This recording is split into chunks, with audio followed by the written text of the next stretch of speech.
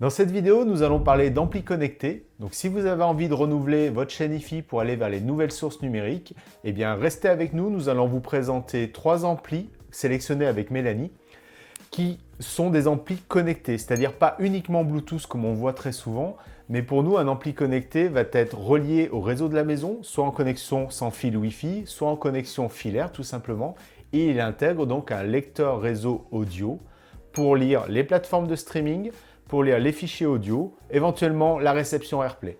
Donc on se retrouve tout de suite après le générique pour vous présenter 3 amplis connectés.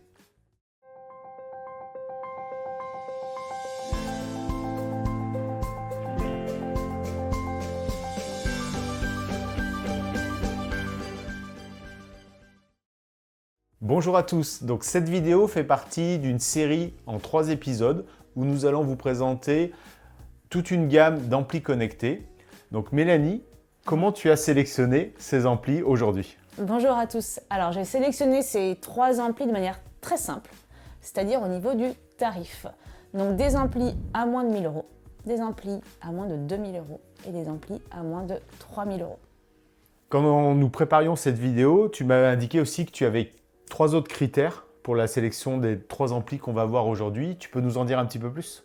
Oui, tout à fait. En fait, il n'y a pas que le prix qui fait le choix de l'ampli, c'est aussi le type de lecteur réseau que l'ampli embarque, c'est-à-dire avec l'application pour tablette et smartphone et voire aussi pour ordinateur, qui permet de piloter le lecteur réseau intégré, mais aussi les commandes qu'on trouve sur l'ampli directement, que ce soit en façade, que ce soit aussi sur la télécommande et sur l'écran.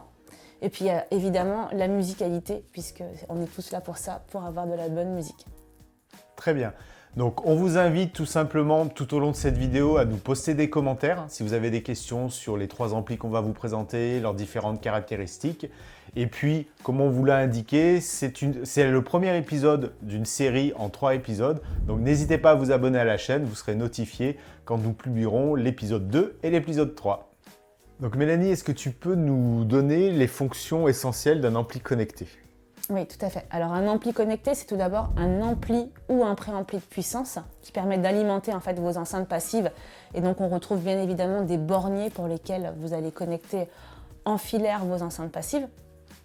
Qui dit ampli connecté dit aussi DAC de conversion, c'est-à-dire que tu as un DAC qui convertit ta musique numérique en musique analogique. Et ça, les DAC le font de manière, selon l'échantillonnage, en qualité CD ou HD, selon l'ampli connecté que tu sélectionnes.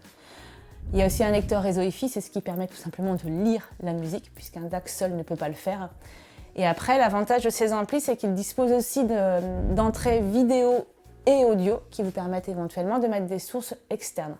Et ce qu'on apprécie particulièrement sur ces amplis comme celui-ci qu'on a devant nous, c'est les commandes, les boutons sur la façade ou sur le dessus, la télécommande, l'écran de navigation.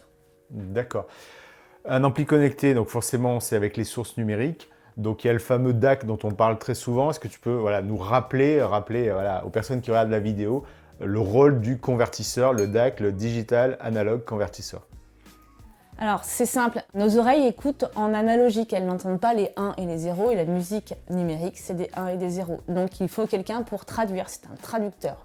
Il traduit les 1 et les 0 en musique analogique. Sans lui, on n'entendrait rien. D'accord. Pour nous, Mélanie, un ampli connecté, c'est pas uniquement Bluetooth, donc ça embarque son lecteur réseau. Est-ce que tu peux nous dire quelles sont les sources numériques qui sont accessibles par les lecteurs réseau qu'on propose intégrés dans les amplis connectés? Alors les lecteurs réseau te donnent accès aux radios web et c'est un gros avantage puisque tu peux avoir accès à toutes les radios disponibles au monde. Je crois qu'il y en a 35 000 en tout, donc tu as le temps de faire le tour. D'accord, donc c'est les radios web, c'est les radios accessibles par la box internet et là c'est complètement gratuit. Complètement gratuit. Tu as aussi l'accès aux abonnements de streaming, donc, tels que Qobuz, Tidal, Spotify, Amazon Music, Apple Music. Donc, tu trouves Ou Deezer. Ou Deezer. Et effectivement, ce qu'on va voir aussi dans la présentation des amplis connectés qu'on fait, c'est que malheureusement, entre guillemets, tous les fabricants ne donnent pas accès à toutes les plateformes de streaming. Donc ça, c'est un élément indispensable pour choisir son ampli connecté, que ça corresponde à la plateforme de streaming que l'on a choisi tout simplement. Tu peux aussi avoir accès à tes fichiers audio que tu as éventuellement de stocker sur ton réseau, donc soit sur un NAS sans réseau, soit éventuellement sur ton ordinateur. Ça se fait directement depuis l'application de pilotage de l'ampli. Très bien. Et puis effectivement, ce qu'on va voir aussi, c'est que les amplis connectés font partie, on va dire, de familles de lecteurs réseau. C'est-à-dire qu'il y en a qui sont compatibles UPnP d'Elena, BlueOS, EOS et pourquoi pas Roon. Donc c'est ce qu'on va voir aussi voilà, dans notre sélection. Bien sûr, on parle de musique. Donc le choix va se faire aussi sur la qualité musicale intrinsèque de l'ampli. Quels sont les éléments qui permettent de savoir qu'un ampli est plus ou moins bon? Il n'y a pas que la puissance, j'imagine. Non, il n'y a pas que la puissance. Après, il y a la réputation de la marque, évidemment, et la musicalité sur laquelle elle se positionne. Donc, tu as les amplis numériques aussi, des amplis totalement analogiques. Parfois, tu as des amplis hybrides qui embarquent les deux types d'amplis. Et puis, la qualité des composants, la qualité de l'alimentation, ça aussi, il faut y faire attention. Donc voilà, c'est aussi ces éléments-là qui font la qualité totale de l'ampli connecté, tout comme son DAC, la marque de la puce, jusqu'à quel échantillonnage il monte, qualité CD, qualité HD, donc ça c'est important. Et puis le streamer, c'est-à-dire le lecteur réseau que la marque a choisi d'embarquer. Quel est-il? Quelle est sa qualité? Voilà, il faut en discuter, il faut y réfléchir. Voilà, donc là on vous a présenté les principes d'un ampli connecté et comment nous, à la boutique d'Eric.com, on définit cette famille d'amplificateurs hi-fi. Et aujourd'hui, on va vous présenter donc une sélection de 3 amplis qui sont sous la barre des 1000 €. Donc notre premier ampli qu'on a sélectionné, on en parle très souvent dans nos différentes vidéos sur le blog et puis vous le retrouvez dans tous les guides de la boutique d'Eric.com, c'est le Denon Seol N11 qui est devant nous ici. Donc on le voit déjà sur une dimension vraiment petite, hein. On est vraiment sur un ampli connecté et compact. Mélanie, en termes de puissance et avec quel type d'enceinte on va associer un Seol N11 par exemple? Alors le Seol N11 fait 2 fois 65 watts et dispose donc de 4 borniers à l'arrière exclusivement pour câbles dénudés. Et nous, on le conseille particulièrement avec des enceintes bibliothèque de type comme celle qu'on a devant nous, des Dali Oberon 1 ou alors des Triangle BR02. Et c'est une très très belle association avec l'une comme l'autre. D'accord. Donc comme on peut le voir là sur notre table, on est voilà, sur un ampli très compact, des petites enceintes bibliothèque. Donc on va être sur un ampli connecté pour se créer ce qu'on appelle la mini chaîne hi-fi qui existe depuis les années 80-90 avec une marque voilà, très célèbre qui est Denon, qui avait fait sa réputation justement sur les mini chaînes hi-fi à l'époque. Au niveau de la partie connectée justement, qu'est-ce que sont les fonctions que va nous proposer le Denon Seol N11? Alors, les sources disponibles sur cet ampli, tu as les radios web, donc il y en a plus de 30 000. Tu as aussi tous les abonnements musicaux auxquels vous souhaiteriez être abonné et la connectivité UPnP d'Elena qui vous permet d'aller piocher sur une bibliothèque musicale que vous auriez composée et qui serait disponible sur votre réseau, c'est-à-dire ordinateur ou NAS sans réseau. Donc là, c'est mes fichiers que j'ai posés sur un disque dur en réseau ou même une clé USB. Hein. Devant, il a la fonction pour mettre une clé USB sur cet ampli-là. Tout à fait. Très bien. Je fais une petite parenthèse parce que tu as parlé des radios web, donc des radios internet. Et c'est vrai que très souvent, des clients nous ont dit on avait l'ancienne génération, le N9, parce on a le N11 là, il y a eu le N10 et le N9. Et le N9 était passé. Pour avoir les radios Internet, il fallait souscrire un abonnement sur une plateforme de radio Internet. Donc là, on est bien sur aucune souscription et l'accès aux radios Internet directement sur le produit gratuitement. Ça, c'est super important. Au niveau de la réception numérique, qu'est-ce qu'on va retrouver? Est-ce qu'on a du Bluetooth, de l'AirPlay aussi sur ce produit? Alors on a évidemment du Bluetooth qui est une connectivité aujourd'hui qui se retrouve quasiment sur tous les produits connectés et l'AirPlay 2 cette fois-ci puisque les anciens modèles embarquaient l'AirPlay 1 et là cette fois-ci l'AirPlay 2 est apparu sur cette version N11. D'accord, très bien. Donc voilà, on insiste sur le fait qu'un ampli connecté, on aura la meilleure qualité musicale si on l'utilise sur le lecteur réseau parce que c'est lui qui va lire la musique et pas votre smartphone en Bluetooth. Donc voilà, petite parenthèse, on le dit très souvent mais c'est souvent important de le préciser. On est sur un ampli hi-fi, donc il y a d'autres sources et notamment à l'arrière, il y a plusieurs connectiques. Qu'est-ce que l'on peut venir brancher en termes de sources externes aussi sur le produit? Alors, ce qui est super intéressant, c'est qu'il y a une prise optique. Donc tu peux venir brancher un téléviseur. C'est vrai qu'aujourd'hui les téléviseurs ont des restitutions sonores qui sont assez médiocres de par leur format, on va dire très peu épais. Donc là, si tu places ça à côté de ton téléviseur et une paire d'enceintes comme celle-ci de part et d'autre de ta télé, tu retrouves vraiment un vrai plaisir d'écoute de tes émissions et de tes films. En plus de ça, tu as une sortie subwoofer qui permet éventuellement d'ajouter un peu de grave. Donc tu es dans une vraie configuration cinéma. Tu as tout de même conservé le tuner FM et DAB pour les personnes qui ne voudraient pas passer par la plateforme TuneIn pour la radio. D'accord, donc c'est-à-dire que par exemple, les radios, on peut les capter de manière très traditionnelle en FM, si vous êtes encore dans une zone qui capte la FM. Ce qui est très intéressant, comme tu as dit, le DAB+, donc si vous êtes là, à l'inverse, dans la chance d'être dans une ville où vous avez la radio numérique terrestre, ça sera disponible, en plus des radios par Internet. Tout à fait. Et le point important aussi au niveau de la source, c'est que celui-ci a gardé le CD, qui est toujours très demandé, même si c'est un support des années 90 plus. Et la prise USB, comme tu en parlais tout à l'heure, elle est en façade, pas besoin de venir mettre sa prise USB à l'arrière, ce qui serait un peu compliqué de passer derrière l'appareil. Très bien. Donc en fait, on est sur un ampli connecté, mais qu'on va aussi qualifier de tout intégré, parce qu'il y a même la platine CD qui est intégrée. Et la question qui revient très souvent quand on parle des disques, c'est et la platine vinyle, quel type de platine vinyle on peut brancher sur le Seol N11? Alors tu as une entrée analogique IN, donc RCA, rouge et blanc, qui n'est pas une entrée phono. Donc là, tu devras sélectionner une platine soit préamplifiée, soit, si vous possédez déjà la platine que vous voulez réutiliser, il faudra venir intégrer un petit préampli entre l'ampli et la platine. D'accord, oui, un préampli phono. Donc voilà, si vous n'avez pas de nouvelle platine, dans notre catalogue, il y a une section platine vinyle préamplifié phono, notamment tous les modèles Roberts ou encore les premiers modèles de chez Rega proposent cela, donc peuvent être complètement compatibles avec ce Seol N11. Au niveau, je dirais, voilà, nous, quand on sélectionne les produits connectés, historiquement dans la boutique, il y a une fonction qui nous tient vraiment à cœur, c'est le multiroom. Donc là, sur ce Seol N11, qu'est-ce qu'on a comme fonction si on veut faire du multiroom, c'est-à-dire envoyer toutes nos sources musicales, y compris le CD, dans d'autres enceintes de la maison?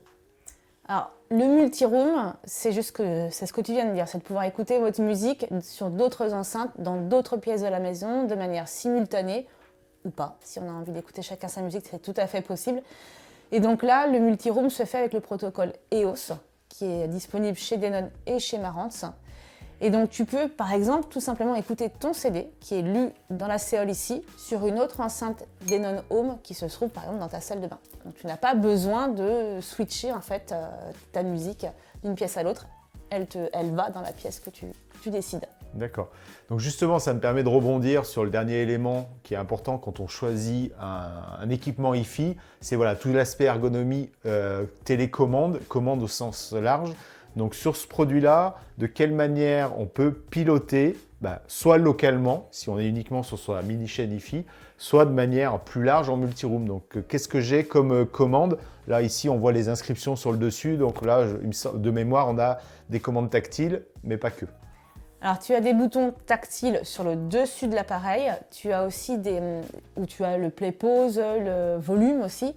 Je vois même, il y a le choix de la source. Donc là, je peux complètement piloter l'appareil sans aucune télécommande, sans aucun smartphone. Tout à fait. Et après, tu as aussi des fonctions sur le devant pour l'allumer, pour sortir le CD. D'accord. Il y a une télécommande infrarouge lambda, comme les bonnes vieilles chaînes. Alors, il y a une vraie télécommande infrarouge, mais très complète. C'est-à-dire que tu peux avoir accès directement aux sources sur la télécommande. Et après, tu as les fonctions essentielles de volume, par exemple, aussi. D'accord.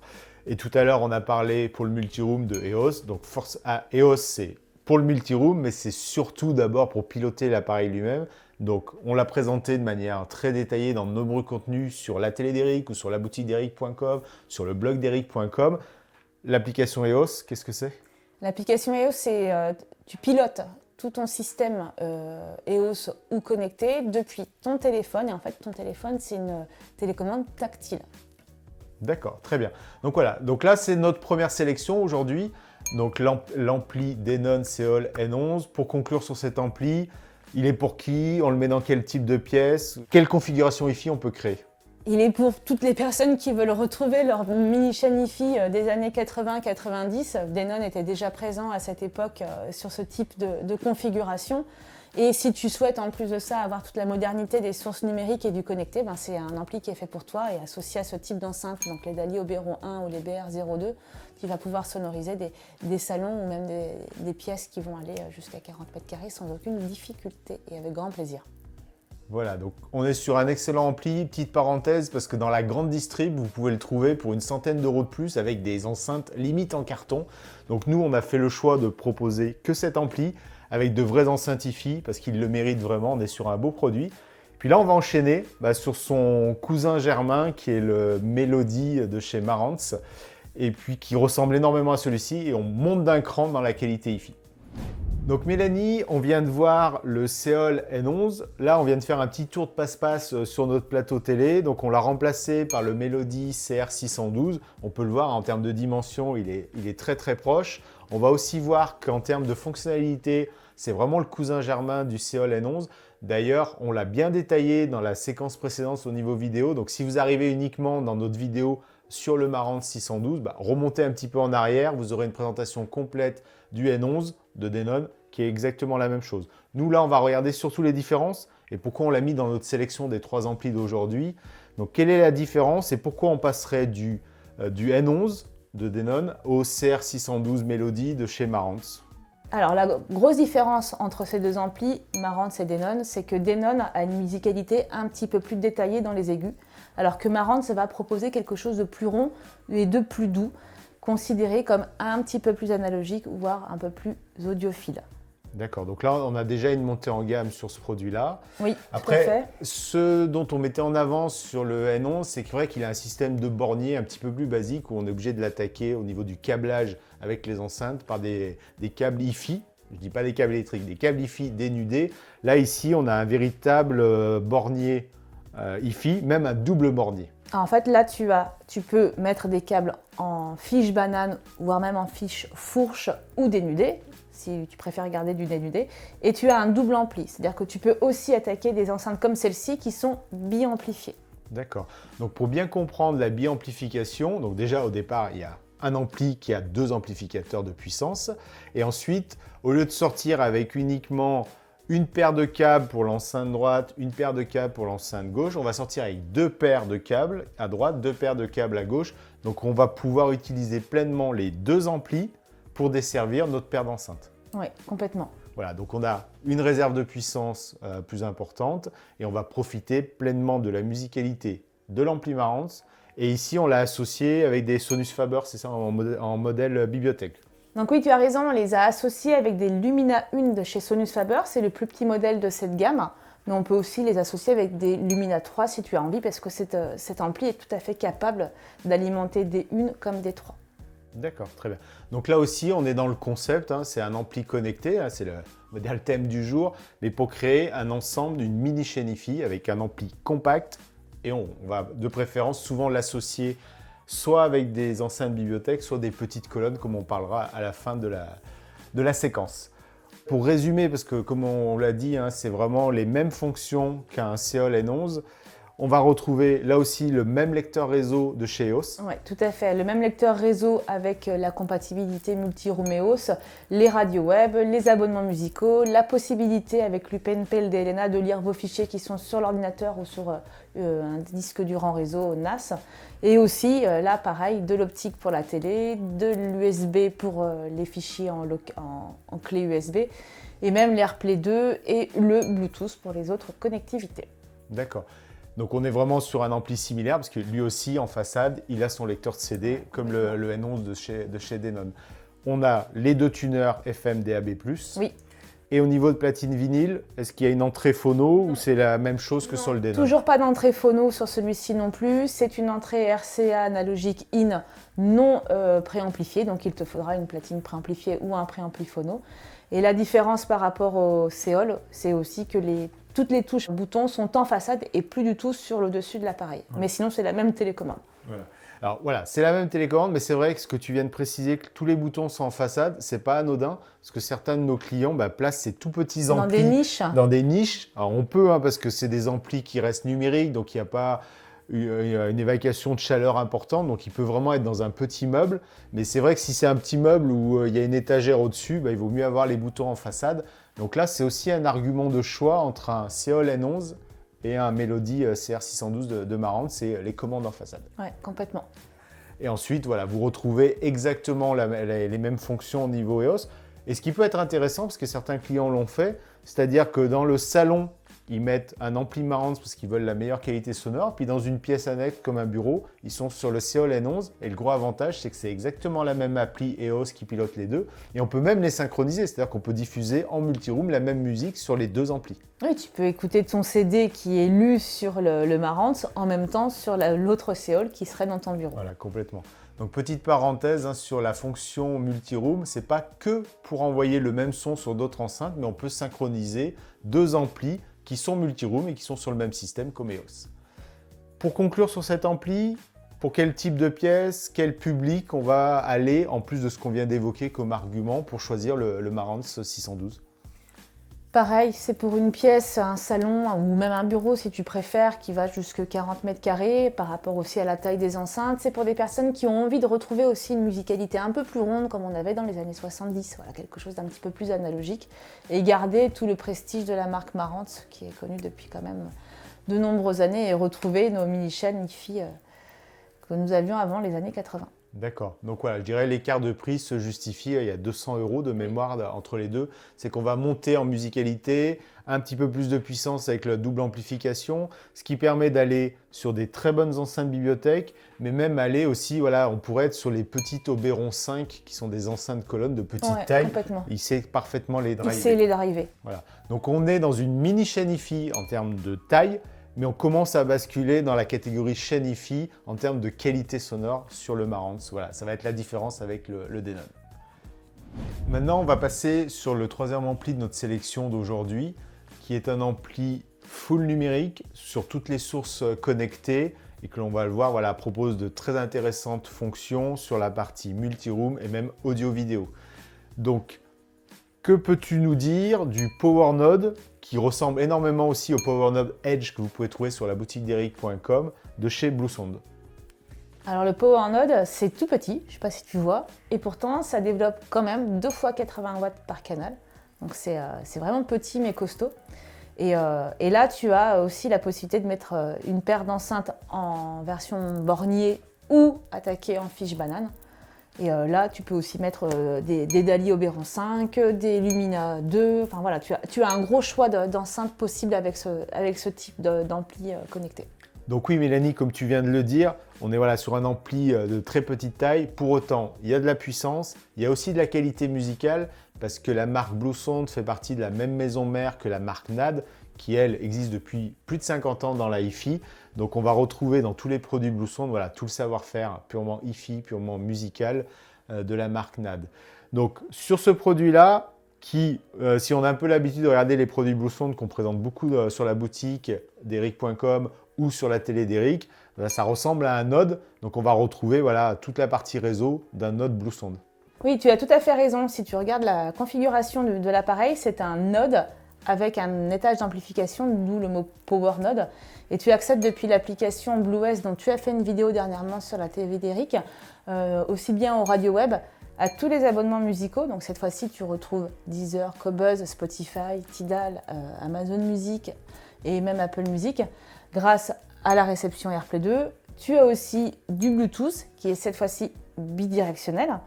Et tu as aussi une compatibilité Samba fichier pour lire tes fichiers qui sont sur ton réseau ordinateur ou NAS. Voilà. Donc là, on a un véritable lecteur réseau, comme on le dit, voilà, orchestré par le système BlueOS. Voilà, on précise, encore une fois, les radios Internet sont complètement gratuites en accès. Toutes les plateformes de streaming, ce qui va faire la différence avec EOS, parce qu'on retrouve Qobuz, comme tu l'as souligné. Et je veux juste revenir sur ce que tu viens de dire, le Bluetooth bidirectionnel. Donc, le Bluetooth habituel, c'est mon smartphone envoie une source musicale vers l'appareil. Bidirectionnel, ça veut dire que ça revient vers le smartphone? Non, ça ne revient pas vers ton smartphone. Ça veut dire que, par exemple, tu écoutes une radio ou ton abonnement musical sur cet appareil et que tu as un casque.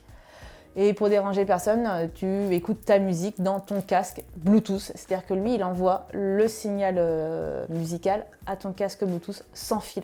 D'accord, donc voilà. Donc là, on a vraiment toutes les fonctions de la musique numérique.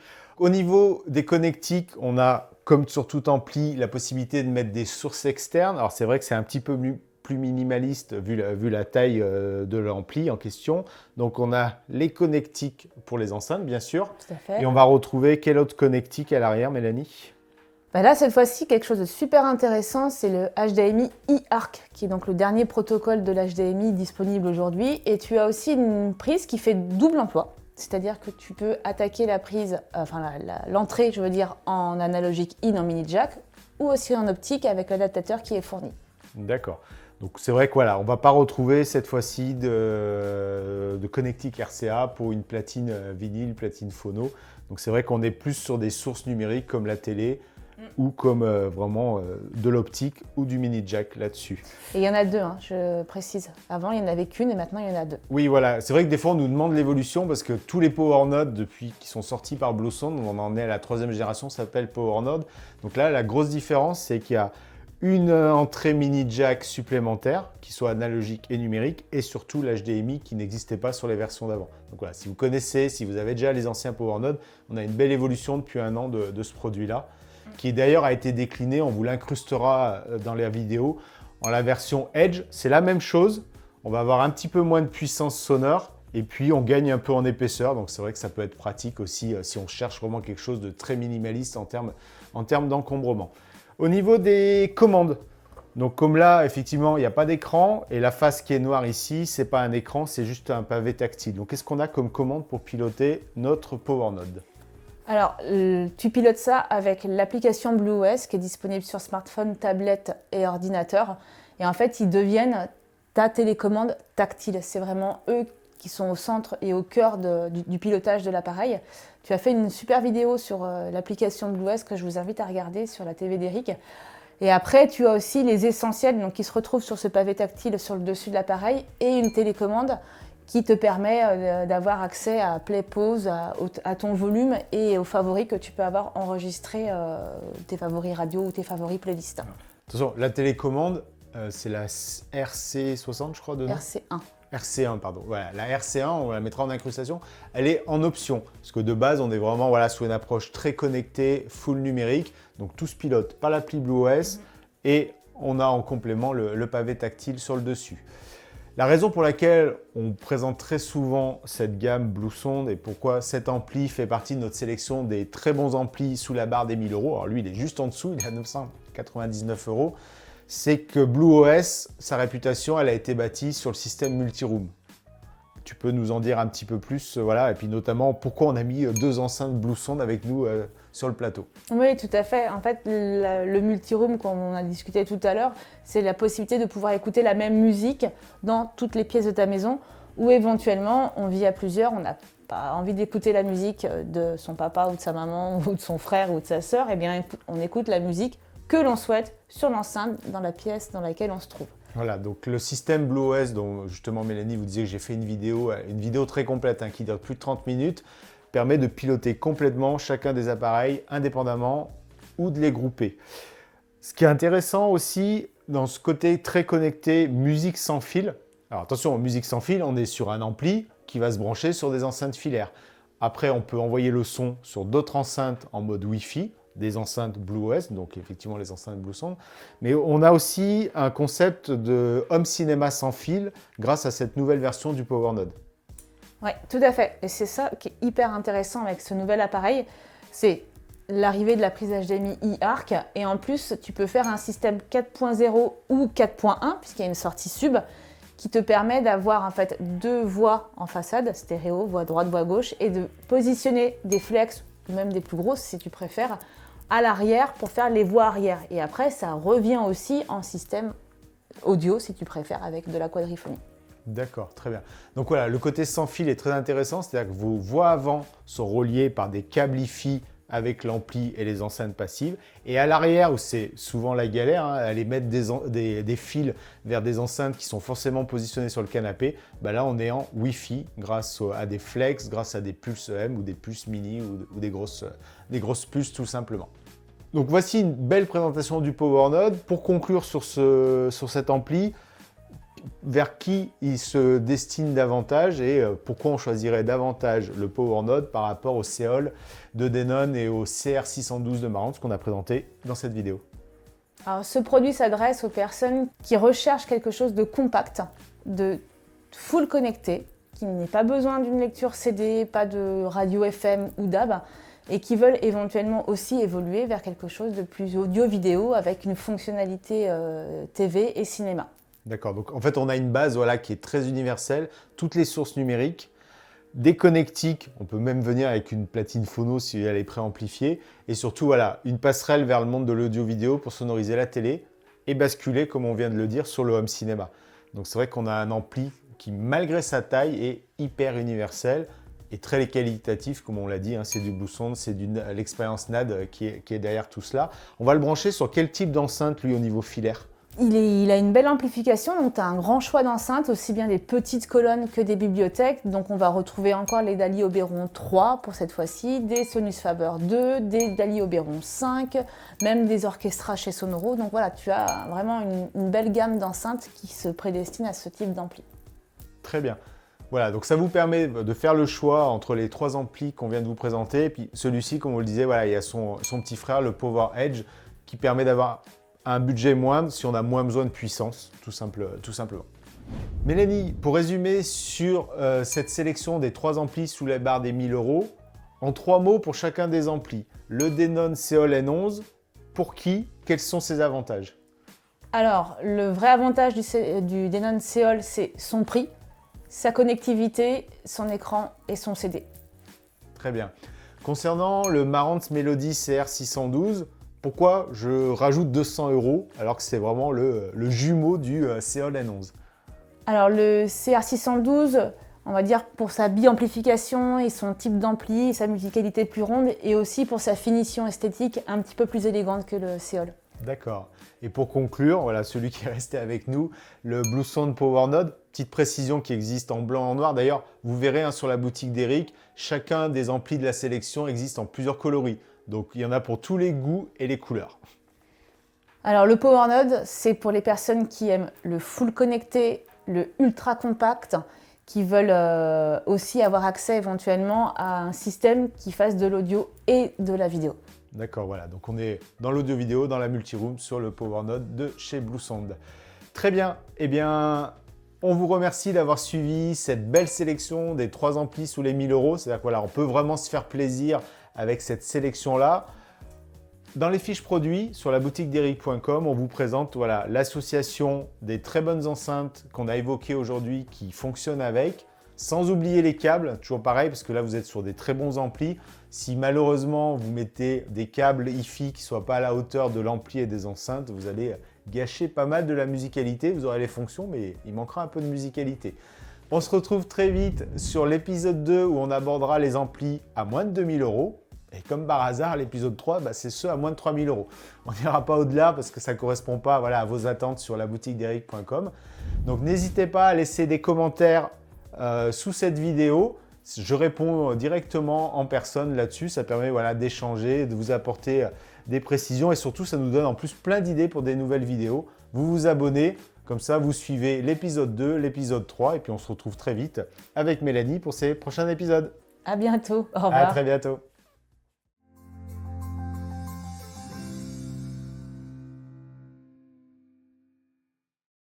Donc oui, tout à fait, on les a associés avec des Sonus Faber Lumina 1. C'est des... Arrête de rire, s'il te plaît. J'ai rien fait.